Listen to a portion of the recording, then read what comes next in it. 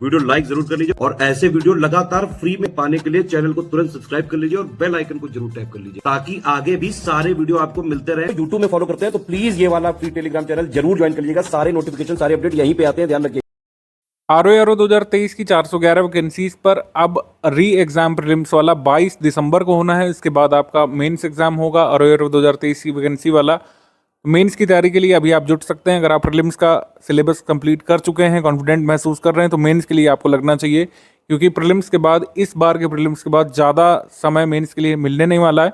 और जो भी समय आपके पास बचा है, मेंस की पूरी तैयारी इसमें कर सकते हैं और एक सशक्त स्थिति में आ सकते हैं।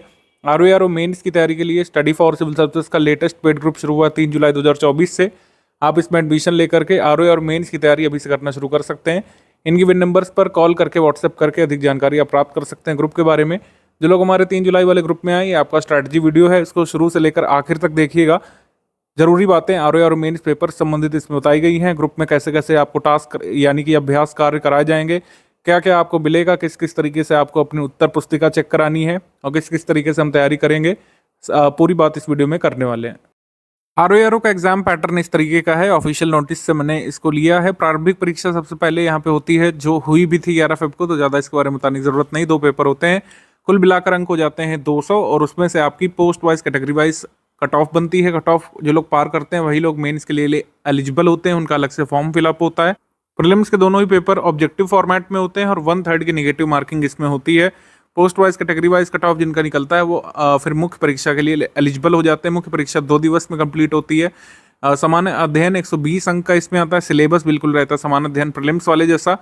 सामान्य हिंदी का भी सेम टू सेम यहाँ पे सिलेबस रहता है। पर्यायवाची वाला जो टॉपिक है वो हट जाता है। सिलेबस सेम टू सेम रहता है। आप देखिए नोटिफिकेशन अभी मैं दिखा भी दूंगा, उसमें पर्यायवाची वाला शब्द हट जाता है। उसको छोड़ करके बाकी सारी चीज़ें सेम रहती हैं। और एक और बदलाव देखने को मिलता है कि अंक तो 60 ही रह जाते हैं, क्वेश्चन लेकिन 30 रह जाते हैं। जहाँ पर हम 60 प्रश्नों वाला पेपर देते हैं प्रीलिम्स में, यहाँ पर हम 30 प्रश्नों वाला लेकिन 60 अंकों वाला पेपर दे रहे होते हैं मेंस में। 2 लिखित पेपर इसमें होते हैं। सबसे पहले लिखित पेपर है, ये 100 अंकों का पेपर होता है। ये लिखित पेपर होता है परंपरागत हिंदी का, जिसको कन्वेंशनल हिंदी भी कहा जाता है, सब्जेक्टिव हिंदी भी कह सकते हैं, ठीक है, परंपरागत कह सकते हैं। 3 तरीके से इसको पेपर को आप नाम दे सकते हैं। 100 अंकों का ये होता है। हिंदी निबंध 120 अंकों का पेपर होता है। इसमें 3 निबंध आते हैं, 40 अंकों के 3 निबंध इसमें आते हैं। कुल मिलाकर 400 पर आपकी फाइनल मेरिट बनती है। जो जिसको कट ऑफ मतलब कह सकते हैं, जो जिस न्यूनतम अंक लाता है जिस पोस्ट के लिए, उसी को उसकी पोस्ट मिलती है। तो ये पूरा आपका लेखा जोखा रहता है एग्जाम पैटर्न का। तो आप यहाँ पर ऑब्जर्व कर सकते हैं कि 2 चीज़ें बिल्कुल कॉमन है। सामान्य अध्ययन का सिलेबस सेम टू सेम है, लिखा भी गया है नोटिफिकेशन में।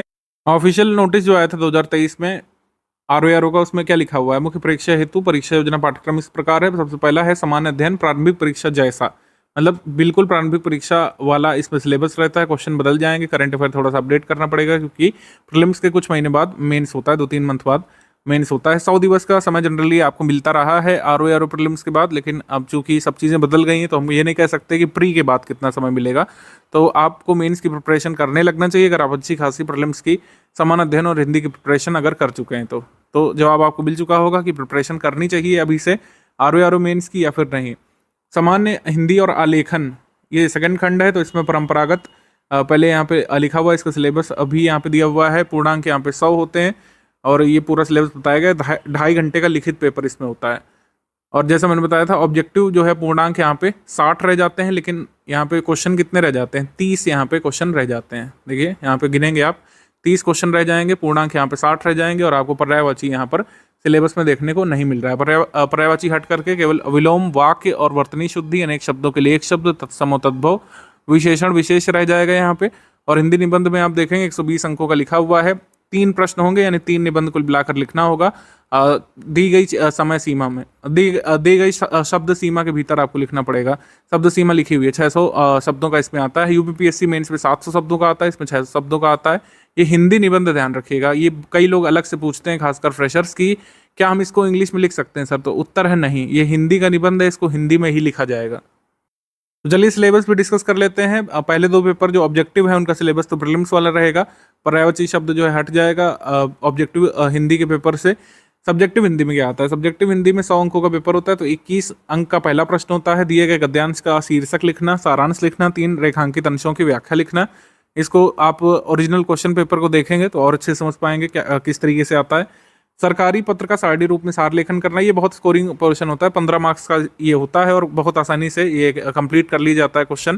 15 मार्क्स में मेरे हिसाब से शायद 10 मिनट भी नहीं लगते होंगे किसी भी पारंगत कैंडिडेट को जिसने कई सारे सारणी पहले से प्रैक्टिस करी हो। वो हम कराएंगे आपको, टेस्ट सीरीज में कराएंगे, टास्क में कराएंगे। अभी टास्क वगैरह कैसे आपके चेक होंगे, कैसे आप पोस्ट करेंगे, सब अभी बताया जाएगा। फिर पत्राचार जो होता है 24 अंकों का होता है। इसमें 3 पत्राचार पूछे जाते हैं, 8 अंक के एक एक, यानी 8 अंकों में ये वाला क्वेश्चन, 8 का ये वाला और 8 का ये वाला, इस तरीके के होता है। मतलब 3 होते हैं 8-8 अंकों के, तो 24 प्रश्न यहाँ पे पत्राचार के होते हैं। इसमें भी देखिए खंड होते हैं, जैसे शासकीय, अर्थशासकीय, कोई एक आता है हर बार। जैसे पिछली बार शासकीय आया तो इस बार अर्थशासकीय, पिछली बार अर्थशासकीय के बारे में लिखने को आया तो इस बार हो सकता है शासकीय का फॉर्मेट बनाने के लिए आए। इस तरीके से होता है। फिर कार्यालय आदेश, ज्ञापन परिपत्र में से एक आता है। विज्ञप्ति, टिप्पण, प्रतिवेदन, अनुस्मारक में से एक आता है। इस तरीके से 8-8 के ये 3 आते हैं। पारिभाषिक शब्दावली, प्रशासनिक, वाणिज्यिक शब्दावली, ये भी रिटर्न होता है, लेकिन इसमें लर्न करने वाली चीज़ फिर से आ जाती है। आपको कई सारे शब्द याद करने पड़ेंगे, उनका हिंदी से अंग्रेजी क्या होता है, अंग्रेजी से हिंदी क्या होता है। 5 शब्द अंग्रेजी से हिंदी और 5 शब्द हिंदी से अंग्रेजी के आते हैं। मुहावरे लोकोक्तियों के 5 प्रश्न इसमें आते हैं, लेकिन काफ़ी अच्छे खासे नंबर ऑफ मुहावरे लोकोक्तियाँ आपको कंठस्थ करना पड़ेगा, क्योंकि 10 अंक यहाँ पे लाना है। ठीक है, मुहावरे लोकोक्तियाँ का अर्थ लिखकर वाक्य प्रयोग करने को आता है। कंप्यूटर ज्ञान यहाँ पे 10 अंकों का पूछा जाता है, वो हम आपको हमेशा PDF दे देते हैं, इतनी प्रैक्टिस करा देते हैं कि जो 5 प्रश्न आते हैं 2 नंबर वाले लिखित वाले, वो भी आप आसानी से कर ले जाते हैं। उसमें ज़्यादा कुछ ऐसा खास नहीं पूछते हैं, क्वांटम टेक्नोलॉजी ये सब नहीं पूछते हैं, बेसिक आता है कंप्यूटर का, जो हमारे स्टडी मटेरियल से कवर हो जाएगा। फिर निबंध यहाँ पे 3 घंटे का पेपर होता है, 120 अंकों का। तो एक एक निबंध लिखने में आपको 1-1 घंटा देना है। सिंपल कैलकुलेशन है। 600 शब्दों के भीतर आपको इसको कंप्लीट करना है। इसमें भी तीन चॉइसेस आते हैं, मतलब पेपर में कुल मिलाकर 9 निबंध आते हैं, उनमें से 3 आपको करने पड़ते हैं। पहले खंड में आता है साहित्य और संस्कृति से संबंधित, फिर सामाजिक क्षेत्र, फिर राजनैतिक क्षेत्र, ये पहला हो गया। सेकंड खंड हो गया विज्ञान, प्रौद्योगिकी और पर्यावरण, ये इससे एक आता है। आर्थिक क्षेत्र से एक आता है और कृषि और व्यापार से आता है। ठीक है, अब देखिए क्षेत्र लिखा हुआ है, इसमें क्या करते हैं कि जैसे आर्थिक क्षेत्र में कई बार पूछ लेते हैं, कोई नई स्कीम जैसे आई उसके बारे में पूछ लेते हैं। जैसे कोविड के बाद अर्थव्यवस्था का स्वरूप क्या होगा, ये पूछा गया था। तो ऐसे ही अभी टॉपिक्स कैसे बनते हैं वो भी मैं अभी ओरिजिनल पेपर दिखाऊंगा, तो अच्छे समझ में आएगा आपको। राष्ट्रीय अंतर्राष्ट्रीय घटनाक्रम, करंट अफेयर में जो चीज़ें चल रही होती हैं उससे जरूर आता है। जैसे एक देश एक चुनाव काफ़ी चर्चा में है, इसके लिए कमेटी बनाई गई है, उसने अपनी रिपोर्ट भी अभी सबमिट करी है प्रेसिडेंट जी को। और ये चुनाव का वर्ष है, तो कई सारी चीज़ें चर्चा में रही। इंडिया अलायंस ने जो अपना अलायंस बनाया था, तो इंडिया बनाम भारत, ये अवधारणाएं जो है, कल्चरल आइडेंटिटी, ये सब जो लगातार जो वर्ष भर चर्चा में रही चीज़ें, और जियोपॉलिटिकल चीज़ें। ठीक है, भू राजनीतिक क्षेत्र में जो चीज़ें लगातार चर्चा में बनी रही, 3rd वर्ल्ड वॉर होगा कि नहीं होगा, होगा तो किस फ्रंट पे लड़ा जाएगा, ये सब। इसके बाद प्राकृतिक आपदाओं से संबंधित, भूस्खलन, चक्रवात, भूकंप, बाढ़, सूखा, इससे आता है। जिनका थोड़ा सा ज्योग्राफी में ज़्यादा झुकाव रहता है वो ये वाला चूज़ करते हैं, आपको करना भी चाहिए।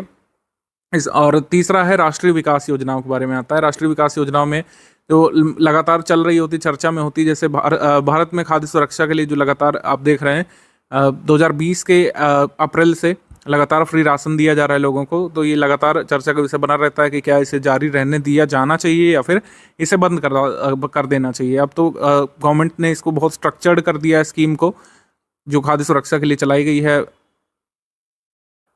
तो इस तरीके के टॉपिक्स होते हैं। अब ओरिजिनल पेपर में दोनों ही इसके दिखा दे रहा हूँ, सब्जेक्टिव के और निबंध के, तो और अच्छे से आपको क्लैरिटी मिलेगी कि किस तरीके से क्वेश्चन बनते हैं। स्टडी मटेरियल में RO मेंस ऐसे वाले में क्या क्या दिया गया होगा आपको, ये आपको पहले तो हमने PYQ दिए हैं। ऐसे का जो 2021 का जो पेपर हुआ था, 2021 का प्रीलिम्स हुआ था 5 दिसंबर को, इसका मेंस अप्रैल 2022 में हुआ था फर्स्ट वीक में, तो ये ऐसे पेपर है, इस तरीके का आया था। 2021 का निबंध पेपर आप देखिए जो 2022 के अप्रैल में हुआ था। साहित्य और संस्कृति का अंतर संबंध इसमें पूछा गया है। ठीक है, अब साहित्य और संस्कृति का यहाँ पे जोड़ के पूछा गया। कई बार जो है पूछ सकते हैं साहित्य नैतिक मूल्यों से संबंधित, और भी कई बार साहित्य से अन्य चीज़ों को जोड़कर पास्ट में पूछा गया है, उसके भी पेपर्स में आपको मैं एग्जाम्पल दिखाऊंगा। शिक्षा और नैतिक मूल्य से जोड़ करके इस पर पूछा गया है। और फिर वर्तमान राजनीति का परिदृश्य, उसका भावी प्रभाव, इनमें से कोई एक करना पड़ता है। तो मेरा मानना है कि जो ये सिलेबस है ऐसे का, कोई ना कोई क्षेत्र जो आपका फेवरेट होता है या फिर जो जिसमें आप इंटरेस्ट रखते हैं या फिर जिसमें अच्छा लिख सकते हैं, वो आपको 3 में से एक तो मिल ही जाता है। खंड 2 में भी समसामयिक परिप्रेक्ष्य में पर्यावरण परिरक्षण और प्रदूषण निवारण की महत्ता, इसके बारे में पूछा गया है। सेकंड है गरीबी रेखा की तलाश सामाजिक समता का प्राथमिक प्रयास है। अब देखिए गरीबी रेखा जो है चर्चा में रही, तो ये सवाल इसमें पूछा गया। कास्ट सेंसस कई सारे प्रदेशों ने कराया, पहले बिहार ने, आंध्र प्रदेश में चर्चा रही और अन्य राज्यों में भी कराने की क्या बात चल रही थी, साउथ इंडियन स्टेट्स में। तो कास्ट सेंसस ये बहुत इंपॉर्टेंट टॉपिक बन रहा है, इस पर हम लिखवाएंगे इसे। तो इस तरीके से समसामयिकी विषय इसमें, वैसे तो समसामयिक विषय थर्ड सेक्शन में है, लेकिन कई बार जो सिलेबस है वो समसामयिकी से जोड़ करके पूछ लिया जाता है। भारतीय जनजीवन की विविध चुनौतियां इसमें पूछा गया है। अब इसमें तो कई मतलब वैरायटी ऑफ कह सकते हैं थॉट्स हो सकते हैं आपके पास जनजीवन की चुनौतियों के बारे में लिखने के लिए। तो मेरे हिसाब से अगर इसमें आपको चूज़ करना था तो ये वाला आपको चूज़ करना चाहिए। इसमें आप समसामयिकी पर भी लिख सकते हैं और जो भी आपका ऑब्जर्वेशन है उस पर भी लिख सकते हैं। थर्ड जैसे सेक्शन में तृतीय विश्व युद्ध की आशंका पूछा और भारत की नीति, जैसे रशिया यूक्रेन युद्ध लगातार चर्चा में बन रहा था वर्ष भर 2022 से ही लगातार, तो उसके बारे में पूछा कि तृतीय विश्व युद्ध कैसे होगा, कौन कौन उसमें पार्टिसिपेट करेंगे, भारत की नीति इसके प्रति क्या रही, आगे क्या रह सकती है। स्थानीय बनाम भूमंडलीय, ठीक है, लोकल वर्सेस ग्लोबल, ठीक है, ये इस तरीके का है। लोकल वर्सेस ग्लोबल लगातार चर्चा में रहा, पीएम मोदी जी ने लोकल फॉर ग्लोबल की बातें करी। तो लोकल वर्सेस ग्लोबल क्या है, कि क्या इसकी अवधारणाएं हैं, क्या ये विरोधाभास में है, क्या एक दूसरे के पूरक के रूप में, इसको आपको एक्सप्लोर करना था। फिर प्राकृतिक आपदाएं और हमारी तैयारियां, प्राकृतिक आपदाओं से संबंधित आता है कई बार। जैसे कोई प्राकृतिक आपदा किसी भारत के हिस्से को प्रभावित करती है तो पर्टिकुलर प्राकृतिक आपदा के बारे में पूछता है कि भूकंप से कैसे निपटेंगे या सुनामी से। इसमें ओवरऑल पूछा गया है कि प्राकृतिक आपदा और हमारी चुनौतियां क्या हैं या तैयारियां क्या हैं। 2017 का ये पेपर है, इसमें साहित्य, संस्कृति और समाज के अनन्योश्रित संबंधों पर विचार करने के लिए कहा गया। तो मतलब साहित्य, संस्कृति और समाज तीनों के बारे में आप एक्सप्लोर करिए। सेकंड है राष्ट्रीय एकता की दृष्टि से कश्मीर समस्या पर विचार करें, ठीक है, ये किसके संबंध में है आपको पता है। 2017 जरूर इसमें लिखा हुआ है, लेकिन पेपर कब हुआ था, 2019 में हुआ था फर्स्ट क्वार्टर में, तब ये कश्मीर मुद्दा लगातार चर्चा का विषय बना हुआ था, इस वजह से इसमें रखा गया है। भारत और पुलवामा वगैरह भी आप देखें, ठीक है। तो राष्ट्रीय एकता की दृष्टि से कश्मीर समस्या, इसमें पुलवामा जो अटैक हुआ था उसके संबंध में ये पूछा गया था। भारत की मौलिक एकता क्या है, उदाहरण सहित विवेचना कीजिए। विज्ञान जहां विकास का कारक है वहीं विनाशक की भूमिका निभा सकता है, क्यों कैसे। सेकंड खंड में पूछा हुआ सामाजिक एकता की दृष्टि से आर्थिक असमानता असहयोगी चिंतन धारा का निर्वहन करने लगता है, इस पर विचार करना है। भारतीय किसान नीति की समकालीन चुनौतियों पर विचार करें।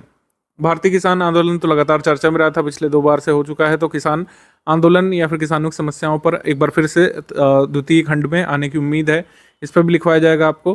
प्राकृतिक आपदा नीतियों की प्रारूपों पर विचार करना है। नक्सलवाद और भारतीय बुद्धिजीवियों के अंतः संबंधों पर प्रकाश डालिए। अर्बन नक्सल जो टर्म लगातार चर्चा में था, तो इस वजह से इसको डाला गया है इसमें। भारतीय एकता को ध्यान में रखते हुए पड़ोसी देशों से मिलने वाली चुनौतियों और समाधान के विषय पर लिखिए इसमें।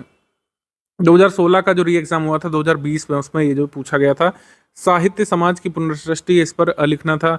वर्तमान समाज और युवकों की रचनाशीलता, वर्तमान लोकतंत्र की दशा और भावी स्वरूप। इसके बाद पर्यावरण प्रदूषण महामारियों का मूल है, तो महामारी कोविड महामारी के बाद ये पर्यावरण प्रदूषण से उसको एसोसिएट करके पूछा। कोरोना महामारी से अलग से क्वेश्चन पूछा, कोरोना महामारी से उत्पन्न आर्थिक संकट और उसके दुष्परिणाम क्या हैं। कृषकों की समस्या, उसका निदान किसान आंदोलन के एसोसिएटेड यहाँ पे पूछा गया। थर्ड खंड है कि भारत चीन सीमा विवाद विविध परिणतियां, जो गलवान वैली में क्लैश हुआ था, हमारे जवान मारे गए थे मई मंथ में 2020 में, उसके संबंध में। नई शिक्षा नीति, उपादेयता तथा क्रियान्वयन की समस्या, नई शिक्षा नीति जो आई थी उसके बारे में। स्थानीय स्तर पर रोजगार सृजन की आवश्यकता, इसके बारे में। तो इस तरीके से मैं जो आपको चीज़ बताने जा रहा हूँ कि टॉपिक प्रेडिक्ट करना तो आसान हो जाएगा, लेकिन किस तरीके से ऐसे को ड्राफ्ट करना है आपको, ये तैयारी पर डिपेंड करेगा। ऐसे जो है कोई ऑब्जेक्टिव पेपर तो है नहीं कि हमको पता है कि अगर इंडिया बनाम भारत आए तो बस यही पॉइंट्स हो सकते हैं। ऐसा हो सकता है कि आप जो बिंदु लिखेंगे, आपका साथी जो बिंदु लिखेगा एकदम अलग अलग लिखेगा, लेकिन नंबर दोनों को एक जैसे मिलेंगे, या आपको कम उसको ज़्यादा या उसको कम आपको ज़्यादा मिल सकते हैं। तो ऐसे का मतलब ही जैसे निबंध है, तो इसका कोई बंधन नहीं होता, कोई स्ट्रक्चर्ड वे नहीं होता है कि इस तरीके से ऐसे लिखा जाएगा और इस तरीके से नहीं लिखा जाएगा, कोई डेफिनेशन नहीं है। पुराने हमारे कह सकते हैं महानुभावों ने जो स्ट्रक्चर बताए हैं उसको हम फॉलो कर सकते हैं, एमुलेट कर सकते हैं, लेकिन इसमें कोई स्ट्रक्चर नहीं होता है कि ये स्ट्रक्चर सही है, स्ट्रक्चर गलत है, इस तरीके से नहीं होता है। आप लिखते हुए सीखेंगे, और ऐसे में जो जिस तरीके से आप लिखते हैं, आप एक नया स्ट्रक्चर डेवलप कर लेते हैं कई बार। तो ऐसे की तैयारी होती है लेखन से। लेखन आप करेंगे, हम आपको टॉपिक देंगे, आप लिखेंगे, हम आपको मॉडल उत्तर देंगे ऐसे का, और आपका ऐसे चेक भी करेंगे और उसमें फीडबैक देंगे। इस तरीके से ऐसे राइटिंग हमारे ग्रुप में होगी। पहला ऐसे का टॉपिक आपको करीब 7 दिवस बाद मिलेगा। तब तक करना क्या है ये समझिए। कुछ ऐसे हमने मॉडल ऐसे ड्राफ्ट करके दिए हैं जो प्रीवियस ग्रुप्स में कराए गए थे, जैसे इंडिया बनाम भारत। अब ये ऐसे पहले कराया गया था 1-2 साल पहले, लेकिन अब इसकी रेलिवेंस फिर से बढ़ गई है लगातार। जो इंडिया बनाम भारत जो चर्चा में रहा, इंडिया आइडेंटिटी माने कि भारत को आइडेंटिटी माने, हमारे भारतीय समाज की किस तरीके से माने। इसलिए इंडिया बनाम भारत की जो अवधारणा है ये ज़रूरी है, तो ये इसको आप पढ़िएगा। इंडिया बनाम भारत में आप क्या सोचते हैं और फिर इसको पढ़िए। इस तरीके से थोड़ा सा यहाँ पे अवलोकन करिए शुरू के एक सप्ताह। ऐसे जो है मैं बता रहा हूँ फिर से, ऐसे में आपको पहले पढ़ना चाहिए, तभी यहाँ पे मॉडल उत्तर दिए हैं कि सबसे पहले आप पढ़िए कि किस किस तरीके से यहाँ पे दिया हुआ है। फिर आप खुद से सोचिए कि मैं होता तो इस पर क्या लिखता, या फिर मैं इस पॉइंट की जगह ये पॉइंट लिख सकता था। इसका थोड़ा सा अवलोकन करिए, आत्मावलोकन करिए शुरू के 1 सप्ताह। बस 1 सप्ताह काफ़ी होगा। अभी फेस्टिवल भी है बीच में, तो रीडिंग का काम आप करिए। लेखन कार्य आपका 1 सप्ताह बाद शुरू करा दी जाएगा। पहले टॉपिक मिलेगा, आप उस पर लिखेंगे, मॉडल उत्तर पढ़ेंगे, आपकी जो खामियां हैं वो बता दी जाएंगी आंसर राइटिंग चेक करके, और फिर आप नेक्स्ट डे से लिखेंगे, उससे अच्छा लिखने का प्रयास करेंगे। इस तरीके से इंप्रूवमेंट होगा, और इसी तरीके से इंप्रूवमेंट किया जा सकता है। ऐसे में कोई यहाँ पे स्ट्रक्चर मैं नहीं बता सकता हूँ कि अगर विज्ञान पे ऐसे आया तो ये लिखना है, तो आप वो लिख देंगे, नंबर मिल जाएंगे। इस तरीके से चीज़ें नहीं काम करती हैं, क्योंकि ऐसे में कोई स्ट्रक्चर होता ही नहीं है। अब जैसे ये प्रारूप है, ये हमने बनाया, ये मतलब हमारी टीम ने बनाया है। अब कोई अलग प्रारूप भी आप बना सकते हैं, वो भी सही हो सकता है। कई लोग डायग्राम टाइप प्रारूप बना लेते हैं पहले। तो ये सब चीज़ों की परिचर्चा होगी ऐसे राइटिंग के दौरान हमारे ग्रुप में ही। विज्ञान धर्म से संबंधित ये भी काफ़ी इंपॉर्टेंट टॉपिक हो सकता है। तो ये हमने दिया है भारतीय संस्कृति सबल और दुर्बल पक्ष। ये भी प्रथम खंड के लिए बहुत ज़रूरी है, इसको आप पढ़िए। सबल पक्ष, दुर्बल पक्ष, आप क्या मानते हैं? कोई आपको लगा कोई पक्ष यहाँ पे छूट गया है, या कोई नवीन पक्ष डाला जा सकता है बदलते परिवेश में, तो उसके बारे में लिख सकते हैं।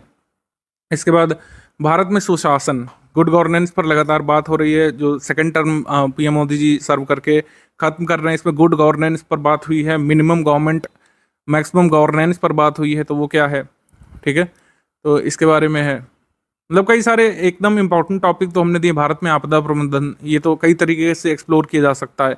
आपदा प्रबंधन से एक ना एक तो आता ही है कुछ ना कुछ। तो उसके बाद है भूमंडलीकरण और भारतीय भाषाएं, ये भी काफ़ी ज़रूरी है। भारतीय भाषाओं पर लगातार चर्चा बनी रही। नॉर्थ वर्सेस साउथ डिवाइड जो है, या फिर जो हिंदीकरण की बात कई लोग करते हैं साउथ इंडिया में, तो उसके क्या विभिन्न आयाम हैं, इससे आपको पता चलेगा। मतलब कहने का मतलब है कि कैसे, जैसे कुछ लोग पूछते हैं कि जैसे उन्होंने कभी ऐसे लिखा नहीं, या फिर ऐसे की कभी तैयारी करी नहीं, ऐसे का एग्ज़ाम आपने कभी दिया नहीं, तो कैसे अवधारणा विकसित करें? क्या उसके लिए बहुत कुछ पढ़ना पड़ेगा? उत्तर है नहीं। मैं ये नहीं कहूँगा कि आपको अलग से स्कॉलरशिप लेने की कहीं ज़रूरत होगी, अलग से कोई डिग्री लेने की ज़रूरत होगी एक अच्छा ऐसे लिखने के लिए। यूपीपीएससी आरओ मेन, इसके लिए क्या करना होगा मैं बता रहा हूँ कि जो ऐसे यहाँ पे मॉडल ऐसे उनको पढ़िए सबसे पहले। और इतना ज्ञान आप लोग रखते हैं, इतना जीएस पढ़ के आ रहे हैं, मतलब अभी फिर से देंगे, प्रीलिम्स देंगे, फिर मेंस में जीएस का पेपर देंगे, इतना स्तर आपका मजबूत हो जाता है कि आप एक उत्कृष्ट ऐसे लिख सकें मेंस पेपर के लिए। भारत मानवाधिकार, ये टॉपिक हमने दिया है, इसको पढ़िए आप। ऑनर किलिंग, कैसे रुक सकती मानव हत्याएं, ये भी हमने दिया है, ये काफ़ी चर्चा में रहा था। अब तो खैर नहीं ज़्यादा हॉट टॉपिक है। महिला सशक्तिकरण एवरग्रीन टॉपिक है, इसके बारे में आपको पॉइंट्स पता होने चाहिए। तो ये मॉडल उत्तर हेल्प करेगा कि आपके पास कुछ ऐसे पॉइंट्स पता रहे पहले से, अब उसको विभिन्न तरीके से अलग अलग समसामयिक घटनाओं से जोड़ करके कैसे आप एक अच्छा ऐसे बना सकते हैं। ये आप जब लिखेंगे, हम आपको जो टॉपिक देंगे उस पर आप लिखेंगे, और फिर अपना कॉपी भेजेंगे, उस पर जो मूल्यांकन होगा उससे आगे की दिशा तय होती है। प्रधानमंत्री किसान सम्मान निधि योजनाएं, परियोजनाओं के लिए काफ़ी इंपॉर्टेंट टॉपिक है। विश्व मंच पर हिंदी काफ़ी इंपॉर्टेंट टॉपिक है। पर्यावरण संरक्षण, भारतीय दर्शन, ये इंपॉर्टेंट टॉपिक है। इसके बाद राष्ट्रीय शिक्षा नीति, अब तो खैर पुराना हो गया, लेकिन एक बार देख सकते हैं, इससे कुछ पॉइंट आपको अदर टॉपिक के लिए मिल जाएंगे। कॉर्पोरेट सोशल रिस्पॉन्सिबिलिटी हो गया, और फिर हमने सतत विकास लक्ष्य दिया है, जो कि काफ़ी इंपॉर्टेंट टॉपिक होता है। प्रीलिम्स के लिए होता है, मेंस के लिए भी हो सकता है सतत विकास लक्ष्य। और ड्रग्स फ्री इंडिया, ये है। मतलब काफ़ी सारे इंपॉर्टेंट टॉपिक हमने दिए हैं। कम से कम इतना आप पढ़ डालिए, एक वीक में इतना अगर आप पढ़ लेंगे तो काफ़ी अच्छा माइंडसेट और इंसाइट आपको मिल जाएंगे। फिर जब ऐसे राइटिंग शुरू होगी, फ्रेश टॉपिक्स जो आपको दिए जाएंगे, साहित्य समाज का दर्पण है, साहित्य समाज, तो इस तरीके से आपके पास काफ़ी सारे पॉइंट्स रहेंगे। गंगा जमनी संस्कृति जो है, ये भारतीय राजनीति, युवा शक्ति, युवा वर्ग की भूमिका। इस साल तो इलेक्शन ईयर है, तो राजनीति से कुछ ना कुछ तो आने ही वाला है। तो इस तरीके से साइबर क्राइम ये जो ऐसे दिए गए मॉडल ऐसे उनको आप पढ़िए एक वीक, और फिर जो है फ्रेश टॉपिक्स जब आपको लिखवाए जाएंगे तो उसमें से आप ऐसे राइटिंग करके जो भेजिएगा अपनी कॉपी, उसका मूल्यांकन किया जाएगा, आपकी जो खामियां हैं वो बताई जाएंगी, उस पर पूरा डिस्कशन होगा, एजुकेटर आपके साथ रहेंगे, इस पूरी सब कुछ बताएंगे, खामियां बताएंगे, आपको कोई इनपुट चाहिए तो बताएंगे। बिल्कुल जो है हमारा कह सकते हैं इंटेंस राइटिंग बैच होता है। इस तरीके से नहीं होता है कि आपने लिख करके भेजा और किसी एक का चेक करके दिखा दिया, ऐसा नहीं होता है। जो जो हमारे ग्रुप में जुड़े हैं, जो भी लोग कॉपी भेजेंगे, सभी कॉपी चेक की जाती है इंडिविजुअली, सभी को फीडबैक इंडिविजुअली दिया जाता है, मॉडल उत्तर भी दिया जाता है ऐसे का।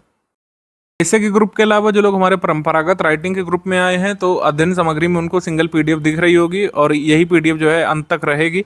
इसके अलावा आंसर राइटिंग मेनली रहेगी। दिए गए गद्यांश का शीर्षक, सारांश और 3 रेखांकित अंशों की व्याख्या, ये पहला सवाल होता है।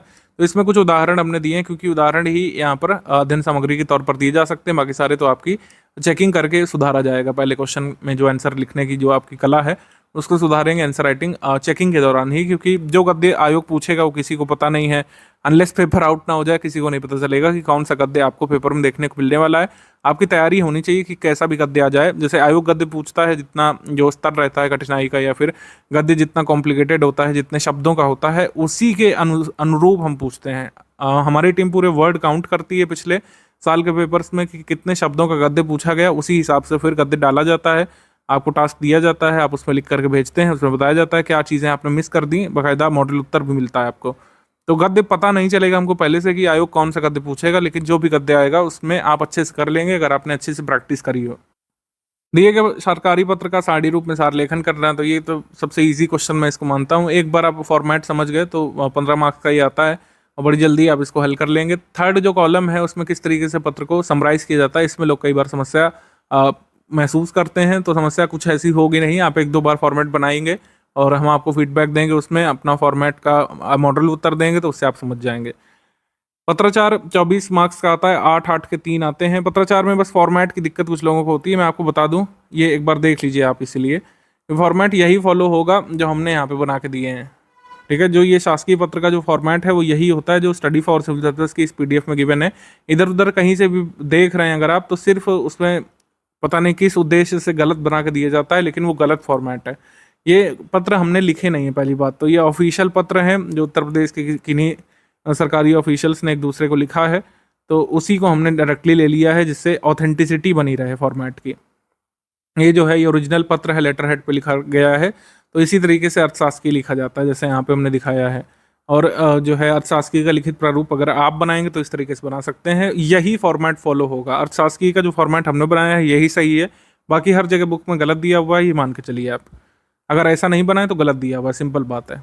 ये मैं बात बहुत जिम्मेदारी के साथ कह रहा हूँ, बार बार अलग से नहीं पूछेगा। इसीलिए कार्यालय ज्ञाप और कार्यालय ज्ञापन ये इस तरीके से लिखा जाता है। ये ऑफिशियल ज्ञापन है 17 अगस्त 2020 को उत्तर प्रदेश शासन कृषि अनुभाग की तरफ से लिखा गया था। इसी तरीके से लिखते हैं।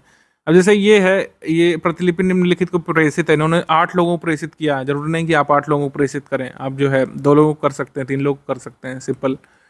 और जब लेखन होगा तो ये सब चीज़ें बारीकियों पर भी बात होगी, कोई भी समस्या यहाँ पे नहीं करिएगा। ये कार्यालय आदेश होता है, ये जो है जिला मजिस्ट्रेट कानपुर की तरफ से जारी किया गया था कोविड के दौरान। तो ये ऑफिशियल कार्यालय आदेश का प्रारूप है जो उत्तर प्रदेश सरकार फॉलो करती है। अब मैंने एक एक बना के दिया है जिससे आपको क्लैरिटी रहे। आप कई जगह देखेंगे तो इस ऐसे ही बने रहते हैं, कोई मतलब इसमें कंटेंट है, सब कुछ दिया हुआ है। कई बार एक लाइन का कार्यालय आदेश होता है तो मैंने नहीं लगाया है। इसके बाद क्या है, ये परिपत्र है, परिपत्र का प्रारूप यही होता है, बिल्कुल ऐसा ही प्रारूप बनाना है परिपत्र का। और विज्ञप्ति अधिसूचना में इस तरीके का प्रारूप होता है। अधिसूचना तो आयोग जारी करता रहता तो उसका फॉर्मेट तो आई थिंक क्लियर है सभी को। टिप्पण का भी, टिप्पण में बड़ी यहाँ पे लोग समस्या करते हैं कि मैंने यहाँ देखा वो ऐसा दिया हुआ है, यहाँ देखा वैसा दिया हुआ है। जो यहाँ पे बना के दिया गया वही यहाँ पे फाइनल प्रारूप है। अनुस्मारक जो पूछा गया था, अनुस्मारक इस तरीके से लिखते हैं, ठीक है। अनुस्मारक वैसे पूछा जा चुका है लास्ट टाइम, तो अनुस्मारक पूछे जाने की उम्मीद वैसे कम है, लेकिन सभी चीज़ों को देखते हुए चलिए। एक बार जो फॉर्मेट लास्ट ईयर आता है वो रिपीट नहीं करता। जैसे अनुस्मारक आ चुका है, अनुस्मारक का प्रारूप बनाने को, तो अनुस्मारक नहीं पूछा जाएगा, लेकिन हमने फॉर्मेट जरूर बना के दिया है क्योंकि कभी प्रेडिक्ट करके नहीं चलना चाहिए। गैस गेम में कभी रहना ही नहीं चाहिए एक्चुअली, लेकिन एक अनुमान होता है कि एक फॉर्मेट आ चुका है पिछली बार तो कुछ दूसरा ही आता है उसी खंड में। प्रतिवेदन इस तरीके से लिखते हैं। प्रतिवेदन इस साल बहुत पूछे जाने की संभावना बन रही है, तो प्रतिवेदन इस तरीके से टिप्पण का लिखित प्रारूप ये है। टिप्पण का लिखित प्रारूप कोई भी आपको बना करके दे उल्टा सीधा, उसको नहीं देखिएगा, यही प्रारूप होता है टिप्पण का, ठीक है। और टिप्पण का ये हमने जो है कंटेंट भी दिया है, टिप्पण कहीं दिया नहीं कि एक्चुअली क्या होता है, उसकी परिभाषा ही एक्चुअली नहीं गिवन है कहीं। बाकी प्रशासनिक परिभाषिक शब्दावली इतनी दी हुई है कि आप एग्जाम में क्वेश्चन सही कर लेंगे, हर बार इसी से आता है। ये प्रीवियस ईयर में पूछी गई परिभाषिक शब्दावली के जो आंसर हैं वो हमने अलग से लिख दिए हैं, कि आप इसमें देख लीजिए।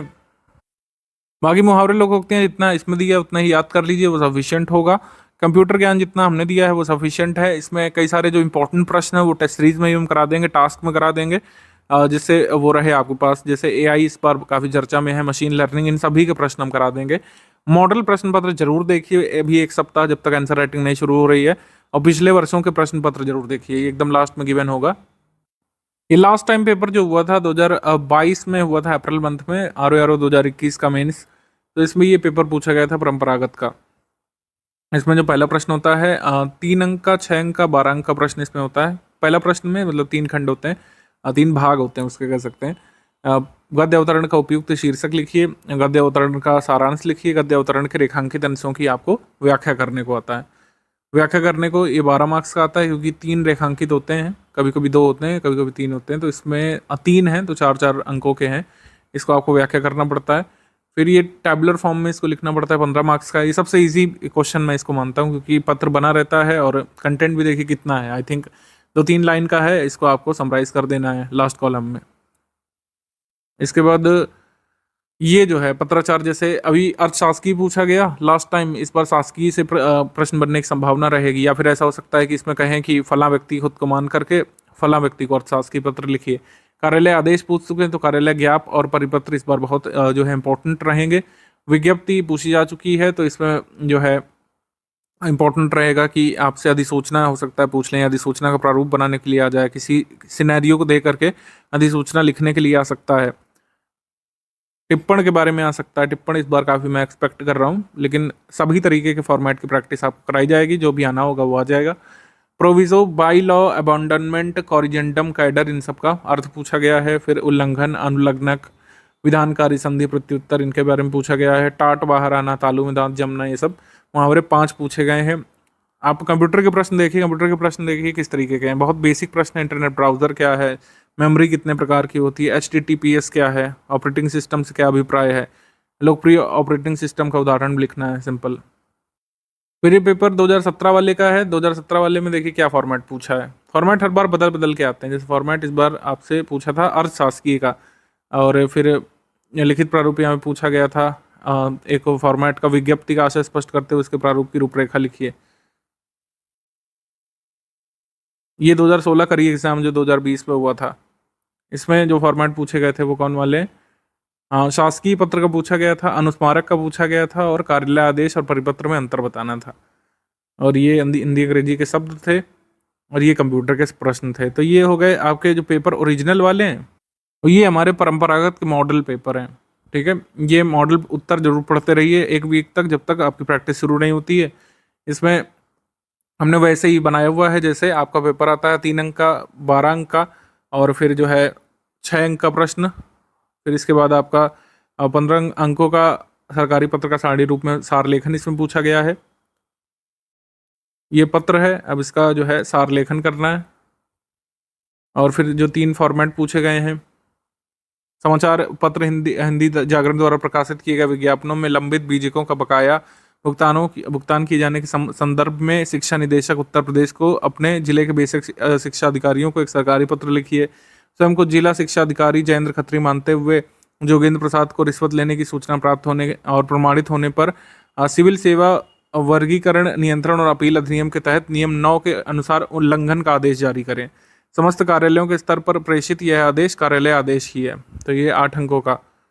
फिर परिपत्र की परिभाषा तथा एक रिक्त प्रारूप बनाएं। ये 5 मुहावरे लोकोक्तियाँ पूछी गई, और फिर प्रशासनिक शब्दों का अर्थ, इसमें फिर कंप्यूटर शब्दावली संबंधित यहाँ पे प्रश्न भी यहाँ पे पूछे गए। अब इसका उत्तर, मॉडल उत्तर भी हमने यहाँ पे नीचे लगाया हुआ है, तो मॉडल उत्तर को पढ़िए प्रश्न पत्र के साथ। डेली एक खत्म कर डालिए, आसानी से किया जा सकता है। पहले फुल एंड टेस्ट देखिए, और फिर प्रश्न पत्र कैसे हल किया गया है उसका मॉडल सोल्यूशन देखिए। इससे काफ़ी आपको हेल्प मिलेगी किस तरीके से इसको आंसर करना होता है। और फिर जब आंसर राइटिंग शुरू होगी तब आपको एकदम फॉर्मेट से दिक्कत नहीं होगी कि किस तरीके से लिखना होता है। आप जो लिखेंगे वो चीज़ तो चेक की जाएगी, ठीक है। तो अब ये इस तरीके से हमारी आंसर राइटिंग शुरू होगी। ये जो तो मॉडल उत्तर बने हैं और जो हमने आपको ऊपर चीज़ें बताई उतना आप कर लेंगे तो आंसर राइटिंग बिल्कुल बेझिझक शुरू कर सकते हैं। पहले टास्क जो है आपको दिया जाएगा तो इसी का दिया जाएगा। जो पहला प्रश्न आता है ये गद्य वाला, ठीक है। गद्य वाला पहला प्रश्न जो आता है इसी का टास्क हम आपको कराएंगे, एकदम क्रमबद्ध तरीके से चलेगा। पहले गद्य वाला टास्क कराएंगे, फिर कराएंगे आपको ये सारणी रूप में सार लेखन करने वाला टास्क, फिर यहाँ पे पत्राचार वाले टास्क कराएंगे, फिर जो है मुहावरे लोकोक्तियाँ वाला कराएंगे, फिर हिंदी रूपांतरण वाला, अंग्रेजी रूपांतरण वाला, और फिर कंप्यूटर वाला। कुछ प्रिय सदस्य आरओ मेंस के जीएस वाले ग्रुप में भी आए हैं हमारे ग्रुप में। तो आरओ मेंस के जीएस वाले ग्रुप में आपको बता दें कि 100 डे वाइज क्लास नोट्स और वीडियो लेक्चर्स के साथ आपकी तैयारी होगी। जैसे हम प्रीलिम्स में करा रहे हैं, 100 डे वाइज क्लास नोट्स की पीडीएफ आपको मिलेगी, रिकॉर्डेड वीडियो लेक्चर्स इसमें मिलेंगे। हर सब्जेक्ट के लगभग 10-10 वीडियो क्लासेस और क्लास नोट्स यहाँ पे दिए जाएंगे। इससे आपकी जीएस की तैयारी होगी। Day wise class notes daily सुबह 10 बजे आपके ग्रुप में अपलोड हो जाएंगे और उसी के पैरेलल में आपको रिकॉर्डेड क्लासेस यहाँ पर मिलती रहेंगी। करंट अफेयर हमने जनवरी 2024 से जून 2024 तक का साझा कर दिया है। मेंस पर्पस से आपको जनवरी 2024 से पीछे का नहीं तैयार करना है। प्रीलिम्स के लिए तैयार कर रहे हैं तो अच्छी बात है। दिसंबर 2023 का भी तैयार कर सकते हैं। राष्ट्रीय अंतर्राष्ट्रीय current affair, Uttar Pradesh current affair हमने दे दिया है आपको। उत्तर प्रदेश करंट अफेयर जुलाई का और नेशनल इंटरनेशनल करंट अफेयर जुलाई का विदिन 1-2 डेज में आपको मिल जाएगा। ऐसे ही हर मंथ मंथली करंट अफेयर की पीडीएफ अपडेट होकर के आपको मिलती रहेगी। इस ग्रुप में जीएस के 10 फुल एंड टेस्ट सीरीज कराई जाएंगी। टेस्ट सीरीज का टाइम प्लान आरओ प्रीलिम्स 2023 की परीक्षा, जो प्रारंभिक परीक्षा है उसके बाद दिया जाएगा। जीएस वाले पेड ग्रुप में अगर आप हैं तो इस तरीके से आपको डे वाइज क्लास नोट्स दिए जाएंगे। सामान्य विज्ञान का शुरू होगा 4 जुलाई को और इस तरीके से आगे बढ़ते हुए आपके क्लास नोट्स यहाँ पर 11 अक्टूबर 2024 तक अपलोड किए जाएंगे। इसी के पैरेलल आपको वीडियोस मिल जाएंगे। वीडियो क्लासेस जो है पहले मिल सकती हैं, बाद में मिल सकती हैं। डे वाइज क्लास नोट्स का टाइम प्लान ये है, आप नोट डाउन कर सकते हैं। परंपरागत और वस्तुनिष्ठ वाले ग्रुप में जो आप आए हैं, ये समझिए कि हमने पूरा स्टडी मटेरियल दे दिया, जो मैंने आपको शो भी कर दिया परंपरागत वाला। ऑब्जेक्टिव का भी हमने दे दिया है। ऑब्जेक्टिव में पर्यायवाची शामिल नहीं है। ऑब्जेक्टिव में क्या करिए कि आप लोग पीवाईक्यू पढ़िए, मॉडल पेपर से प्रैक्टिस करिए, और जो वस्तुनिष्ठ है इसके भी कह सकते हैं हम लोग टेस्ट देंगे आपको, एकदम जैसा मेंस का वस्तुनिष्ठ आता है, थोड़ा सा हाई लेवल जिसमें रहता है क्वेश्चंस का, वो आपको दिए जाएंगे पेपर, उसको आप सॉल्व कर लीजिएगा। परंपरागत हिंदी में जैसे पेपर में 5 सेक्शन होते हैं तो 2-2 प्रश्न हर अभ्यास कार्य में पूछे जाएंगे, जो हम आपको टास्क कराने वाले हैं। टास्क क्या कह रहा है, जिन्हें नहीं समझ में आ रहा है इतना परेशान मत होइए। टास्क क्या होगा, एक अभ्यास कार्य होगा जिसकी पीडीएफ आएगी आपके ग्रुप में। पीडीएफ आने के बाद आप उसको पढ़ेंगे, उसको अटेम्प्ट करेंगे आंसर कॉपी में। आंसर कॉपी स्कैन करके पीडीएफ फॉर्म में भेजेंगे और पीडीएफ जब ग्रुप में आप भेजेंगे तो उसको हम लोग चेक करेंगे, उस पर आपको फीडबैक देंगे, आपकी खामियां बताएंगे, बिल्कुल point to point, word to word सब कुछ चेक किया जाएगा। इस तरीके से आगे के अभ्यास कार्य में आप सुधार करेंगे। हर सेक्शन के 2-2 प्रश्न होने हैं हर टास्क में। तो इस तरीके से आप जब पहला टास्क लिखेंगे और जो सेकंड टास्क आएगा, जैसे गद्य का एक टास्क हमने कराया उसमें आपकी खामियां पता चल गई, फिर जब सेकंड टास्क गद्य वाला आएगा तो उसमें आप अच्छे से इंप्रूव कर सकते हैं।